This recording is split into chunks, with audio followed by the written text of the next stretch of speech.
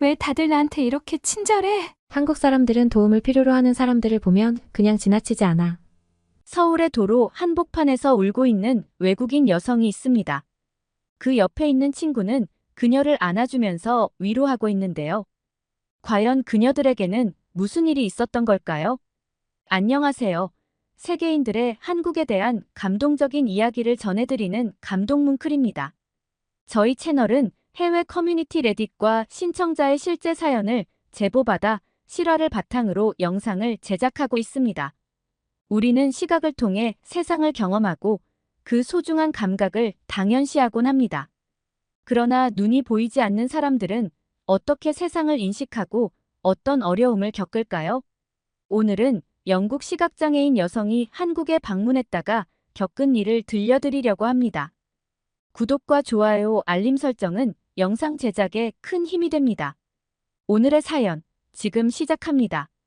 안녕하세요. 저는 영국에서 태어난 에밀리아라고 합니다. 얼마 전 세상에서 둘도 없는 단짝 친구와 한국이라는 나라에 다녀왔어요. 비록 풍경은 감상할 수 없었지만 한국의 따뜻한 분위기를 온몸으로 느낄 수 있는 소중한 시간이었죠. 아름다운 한국 풍경을 못 본 이유는 바로 제가 안구전압증후군이라는 질병으로 양쪽 눈을 잃게 되어 시각장애인이 되었기 때문입니다. 안구전압증후군이 생소하실 텐데요. 쉽게 말해서 눈 안에 액체가 계속해서 생성되고 흐르는데 이 액체의 흐름이 원활하지 않아서 눈 안에 압력이 쌓이게 되는 것입니다. 그래서 시각신경이 손상되어 결국에는 실명까지 되었어요. 처음 시력을 잃었을 때 그 현실을 받아들이기는 정말 쉽지 않았습니다. 얼마 동안은 치유가 필요한 극심한 우울증에 빠져 밥도 먹지 않고 부모님과의 대화도 끊어진 채로 있었어요. 왜 제게 이런 시련이 오는지 하늘을 원망하기만 했죠. 그러면서 세상을 탓하게 되고 점점 부모님과의 갈등도 심해져 갔어요. 물론 부모님의 걱정과 저를 생각하는 마음은 알고 있었지만 당시에는 제 두 눈이 더 이상 세상을 볼 수 없다는 사실을 받아들일 마음의 준비가 되지 않았습니다. 결국 저는 혼자만의 감옥에 갇히게 되었어요. 먹기도 싫고 다른 사람을 만나기도 싫고 아무런 삶의 의욕이 없었습니다. 자포자기하는 심정으로 하루하루를 보내는 저에게 부모님께서는 항상 긍정적이고 용기 있는 말씀을 해주셨어요. 제가 집안에서 생활하기 편리하게 시각장애인용 지팡이와 음성으로 시간을 알려주는 특수시계, 하다못해 주방용품들도 접시의 중앙에 높은 모서리가 있어서 제가 당할 수 있는 사고를 최소한으로 줄이려고 노력하셨습니다. 처음에 지팡이를 사용했을 때 10년 넘게 살았던 집인데 집안에서 넘어지는 일이 잦았어요. 의자, 책상에 발이 걸려 넘어지고 항상 무릎은 멍이 들고 발목을 다치고 하루가 멀다 하고 사고가 끊이질 않았습니다. 첫 몇 달 동안 제 온몸은 멍투성이었죠. 그러던 어느 날 집 앞에 큰 문턱이 있다는 사실을 잊은 채로 걸어가다가 순간 발을 헛디뎌서 넘어져 계단에서 구르는 큰 사고가 생겼습니다. 하필 부모님께서 잠시 자리를 비우신 상태에 벌어진 일이라 귀가 후 부모님께서 저를 발견하시고는 바로 구급차를 불러 병원에 실려갔었어요. 다행히 타박상 외에 크게 다치진 않았지만 하마터면 큰일이 생길 뻔하였다면서 부모님께서는 무척 놀라셨어요. 저에게 미안하다고 하시면서 계속 우셨습니다. 제가 자는 동안 잠시 자리를 비운 것인데 그 잠깐 사이에 사고가 생길 줄은 생각조차 못하셨다고 하시더라고요. 온종일 제 옆에서 모든 것을 챙겨주셨기 때문에 잠깐 자리를 비우신 본인들 탓이라며 자책을 하시고 너무 힘들어하셨습니다. 그렇게 마음 아파하시는 부모님 모습을 보고 저는 더 이상은 이렇게 살면 안 되겠다는 생각이 들었어요. 그날 이후 저는 제 현실을 받아들이고 이제부터라도 극복해서 살아가기로 다짐했습니다. 부모님께서 사주신 여러 보조 도구들과 집의 위치들을 부모님과 함께 다니며 하나하나 익히기 시작했습니다. 평소 눈으로 볼 때는 미처 알지 못했던 것들을 손의 감각만을 이용해 하나하나 다시 알아가기 시작했죠. 그러면서 부모님과의 관계도 회복되기 시작했고 보조도구들 덕분에 저는 점점 일상생활에 적응해 나가게 되었습니다. 보조도구들을 사용하면서 자존감도 회복하고 부모님과 많은 대화를 나누며 더 가까워지면서 저는 점점 삶에 대한 의욕이 생기기 시작했습니다. 초기에 시력이 안 좋아져 걸을 때 항상 몸이 휘청거리며 균형을 잡기 어려웠습니다. 그럴 때면 시각장애인용 지팡이가 정말 큰 도움이 되어 감사했어요. 그러나 동시에 이러한 의료보조 도구를 사용하면서 평생 제 자신을 완전히 맡겨야 한다는 사실이 매우 속상해서 때로는 눈물이 나기도 했죠. 외출할 때면 항상 주변 사람들의 시선이 너무 두려웠습니다. 그 사람들의 시선을 직접 볼 수가 없으니 다른 이들에게 제가 어떤 모습으로 보일지 걱정되더라고요. 또 저와 다니는 부모님을 사람들이 안 좋은 시선으로 바라보게 될지도 모른다는 걱정도 점점 커져갔습니다. 보조도구를 사용하면서 조금씩 일상생활을 시작했지만 그럼에도 우울감이 다 사라지지 않았어요. 그렇게 제가 힘든 시기에 너무 큰 도움을 준 건 옆집에 사는 친구 켈리였습니다. 어릴 때부터 함께 지내며 사이가 좋았기 때문에 켈리는 언제나 저를 믿고 응원해 주었어요. 그런데 이상하게도 켈리는 제가 시력을 잃었을 때도 저를 전혀 다르게 대하지 않았습니다. 그전과 똑같이 행동하며 저를 대하더라고요. 누구보다 내 편이라고 생각했던 친구인데 제가 눈이 안 보이는 시각장애인이 되었음에도 저를 아무렇지 않게 대하니 솔직히 그 점이 많이 서운했어요. 그러던 어느 날 켈리가 저희 어머니와 대화하는 것을 우연히 듣게 되었습니다. 켈리는 제가 앞을 볼 수 없다는 사실이 믿기지 않는다며 너무 속상하다고 울고 있었어요. 본인의 감정을 드러내면 제가 더 무너질까봐 일부러 저에게 아무렇지 않게 대했다고 하더라고요. 모든 사실을 알게 된 이후로 저와 켈리의 관계는 더욱 특별해졌습니다. 그렇게 몇 년 동안의 노력으로 이제 혼자서도 웬만한 것은 다 할 수 있는 수준이 되었죠. 그러던 어느 날 켈리가 갑작스럽게 한국으로 여행을 떠난다는 소식을 들었어요. 켈리의 어머니가 한국인이셔서 많이 놀라지는 않았지만 항상 제 옆에서 함께 지냈던 친구인데 몇 달 동안 없을 거라고 생각하니 너무 슬펐어요. 켈리의 외할머니께서 곧 생신이신데 큰 잔치를 한다고 했습니다. 외할머니의 연세가 70세이신데 한국에서는 70세 생일을 축하하는 기념행사를 한다고 했어요. 한국 전통 문화 중에 하나인데 어르신들을 존중하고 경의를 표하는 의미가 있다고 켈리의 어머님께서 설명해 주셨습니다. 그래서 원래는 같은 날 떠나려고 했는데 부모님께서 하시는 사업상의 이유로 켈리가 먼저 떠나고 부모님께서는 일주일 후에 출국하는 일정으로 잡으셨다고 했어요. 갑작스런 이별에 많이 슬퍼하고 있었는데 어느 날 오후에 켈리가 저를 찾아왔어요. 부모님은 일주일 후에 오시니 저랑 같이 한국으로 함께 여행을 가는 게 어떻겠냐며 말을 꺼냈어요. 가서 맛있는 음식도 먹고 새로운 경험을 해보자고 하더라고요. 켈리는 시력을 잃은 이후로 항상 우울한 표정에 성격까지 완전히 달라졌던 저에게 뭔가 도움이 되고 싶다고 했습니다. 그래서 부모님께 부탁해서 벌써 항공권 준비까지 다 해놨다고 하더라고요.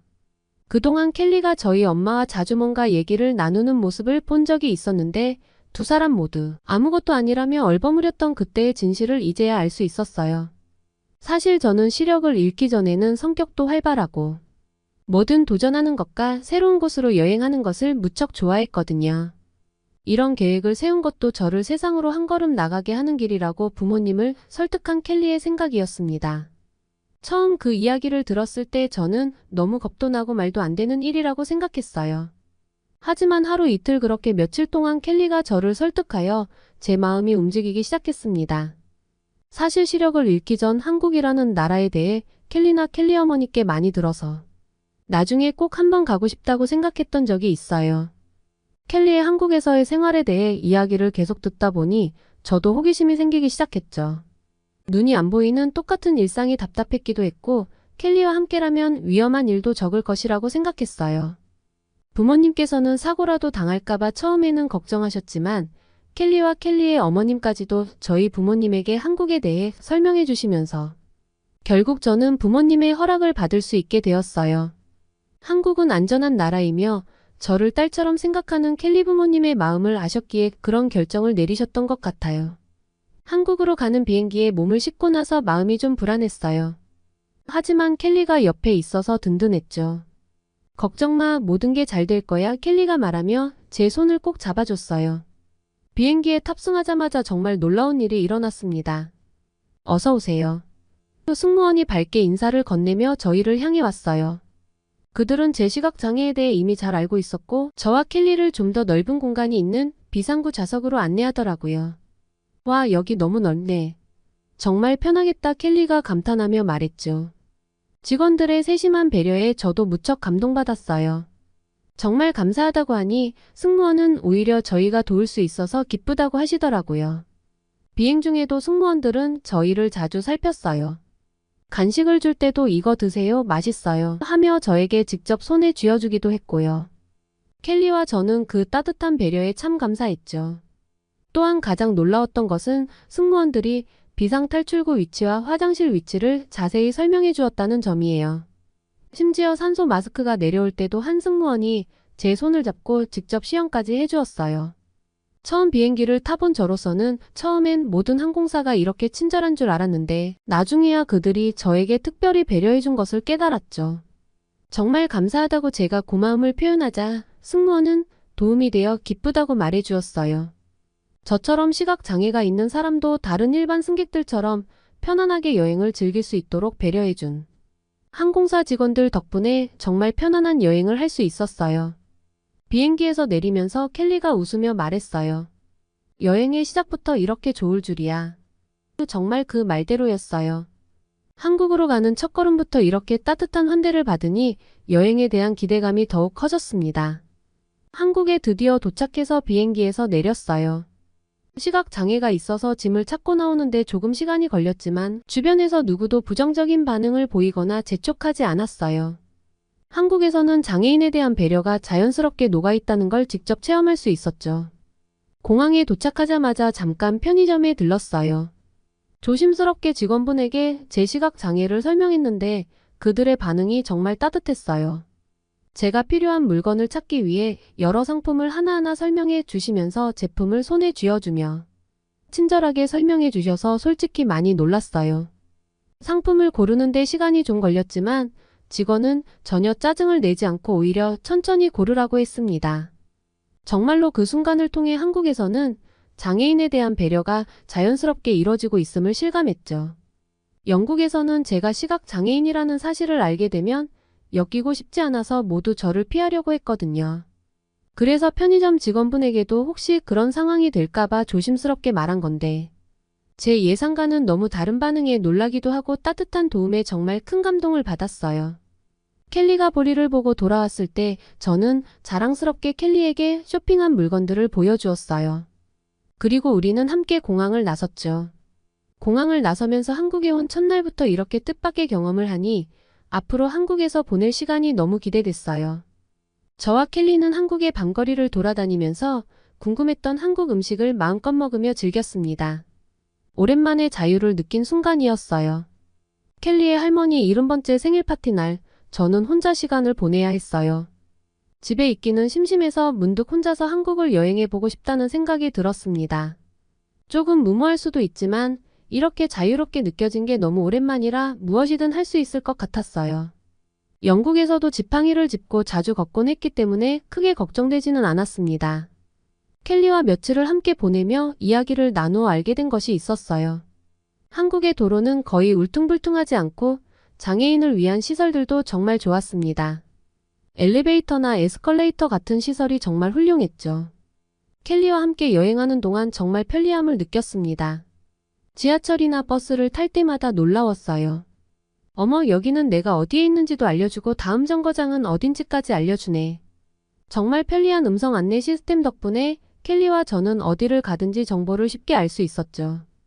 켈리는 한국은 버스나 지하철뿐만 아니라 공공장소에도 점자 안내판이 많이 설치되어 있어서 시각장애인의 이동이 훨씬 수월하다고 했어요.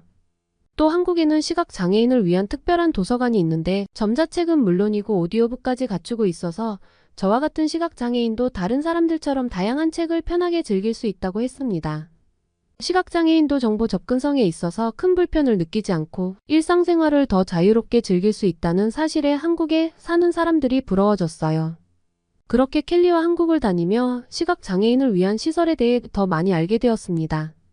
켈리와 이야기를 나누면서 나도 여기서 살고 싶다라는 생각이 점점 더 커져만 갔어요. 한국의 이런 편의시설과 배려가 저에게 큰 매력으로 다가왔거든요. 이런 곳에서 살면 정말 좋겠다 하고 혼자 생각하며 흐뭇해했죠. 그리고 다음날 일이 터졌어요. 그날도 관광을 하기 위해 우리는 집을 나섰죠. 켈리가 학교에 잠시 볼 일이 있다고 다녀온다고 했는데 저는 무슨 자신감이었는지 켈리에게 학교 앞에서 보자고 말을 했죠. 학교는 바로 켈리 할머니 댁 근처였는데 요 며칠 여러 번 왔다 갔다 한 길이어서 혼자 갈 수 있을 거라고 생각하고 자신 있게 켈리에게 말한 거였어요. 켈리는 괜찮겠냐며 재차 물었지만 저는 걱정하지 말라며 안심시켰고 켈리는 바로 전화하겠다고 하고는 먼저 떠났어요. 켈리가 떠나고 저도 슬슬 준비를 해서 집을 나섰죠. 주위에선 떠들썩한 소리가 계속 들렸고 저는 혼잡한 횡단보도 가장자리에 머뭇거리며 서 있었어요. 이 횡단보도 하나 건너면 바로 학교였죠. 전 제가 혼자 한국에서 이렇게 돌아다닐 수 있다는 사실이 뿌듯하더라고요. 하지만 뿌듯함도 잠시 번화가로 들어서자 수많은 발자국 소리와 지나가는 자동차의 윙윙거리는 소리를 느끼니 갑자기 심장이 마구 뛰더라고요. 그렇게 건널목 앞에서 한참을 망설이다가 용기를 내어 앞으로 나가려는데 부드러운 손이 제 팔꿈치에 닿았어요. 그리고는 친절한 목소리가 들려왔어요. 길 건너는 것을 도와드릴까요? 놀라기도 하고 순간 안심이 돼서 감사한 마음으로 고개를 끄덕였어요. 함께 걸어가는 동안 한국 남성분은 거리의 풍경을 설명해 주시는데 머릿속으로 어떤 광경인지 다 그려지더라고요. 반대편에 무사히 도착했을 때 저는 그분의 따뜻함과 자상함에 깊은 감동을 받았습니다. 정말 감사하다고 인사를 하고 있는데 켈리의 목소리가 들렸어요. 한국인 남성분에게 이 모든 상황을 들은 켈리는 그분에게 거듭 감사하다고 인사를 하고 나서 제 손을 꼭 잡아주었어요. 한국인 남성분이 떠나는 소리를 듣고 나서 한국인들은 다들 저렇게 친절하냐고 제가 켈리에게 물었더니 켈리는 제 손을 꼭 잡으며 한국인들은 도움이 필요한 사람을 보면 그냥 지나치지 않는다며 혼자 놀랬겠다라고 하면서 저를 챙겨주지 못해서 미안하다며 저를 위로해 주었습니다. 그래서 제가 한국 와서는 건널목을 건널 때 항상 시각장애인 음향신호가 나왔는데 이번에는 나오지 않아서 조금 당황했었다는 말을 꺼냈어요. 그랬더니 켈리가 놀라운 이야기를 해주더라고요.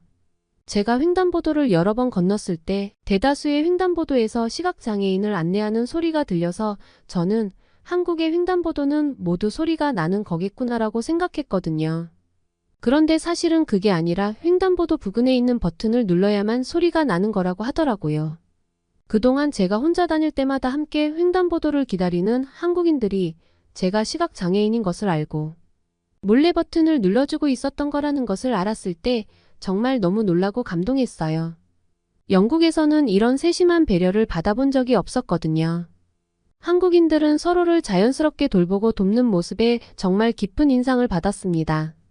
한국에서의 일주일 동안 많은 사람들로부터 배려와 도움을 받아 행복하게 여행을 마칠 수 있었어요. 그 덕분에 제 첫 한국 여행을 안전하게 마무리할 수 있었습니다. 제가 만난 한국인들은 정말로 배려 깊은 사람들이었습니다. 상상도 할 수 없었던 이번 여행에서 멋진 추억을 많이 만들 수 있어서 너무 행복했어요. 아마 이번 한국 여행이 제 첫 번째이자 마지막 여행이 될지도 모르겠지만 일주일 동안 한국에서 보낸 시간은 저에게 평생 잊지 못할 추억으로 간직될 거예요. 오늘의 사연 어떠셨나요? 오늘 이야기가 좋으셨다면 구독과 좋아요 눌러주시고 주변의 많은 분들에게 공유해주세요. 사연자분에게 응원과 격려의 말씀들을 댓글로 남겨주세요. 감동 뭉클에서는 여러분의 마음들을 모아 사연자분들에게 전달해 드리고 있습니다. 감동적이거나 재미있는 실제 사연들을 제보받고 있으니 소개해주고 싶은 사연이 있으시면 위 메일로 제보해 주시기 바랍니다. 오늘도 여러분의 하루의 작은 즐거움이라도 되었기를 바라며 지금까지 감동 뭉클이었습니다. 구독과 좋아요는 영상 제작에 큰 힘이 됩니다. 끝까지 시청해 주셔서 감사합니다. 다음에 더 좋은 영상으로 찾아뵙겠습니다.